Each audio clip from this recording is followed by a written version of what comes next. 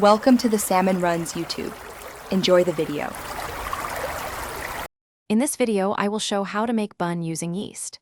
Begin by proofing 2 teaspoons of active dry yeast in 1 cup warm water at 105 degrees F to 110 degrees F with 1 teaspoon sugar. While yeast wakes, sift 3 cups flour with 1 teaspoon salt and set aside. Combine with proofed yeast and 2 tablespoons melted butter, then knead until smooth and elastic for about 8 minutes. After kneading, rest the dough for 10 minutes, then divide it into equal pieces weighing about 60 to 80 grams each for standard buns. Shape by cupping and rolling each piece on the counter to create tension and smooth tops. Place buns on a lined tray, leaving space to expand, and cover loosely with plastic or a damp towel while they proof until doubled in size.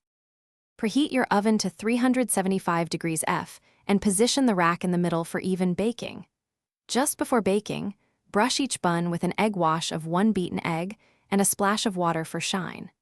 Bake for 12 to 16 minutes until tops are deep golden and internal temperature reaches about 190 degrees F.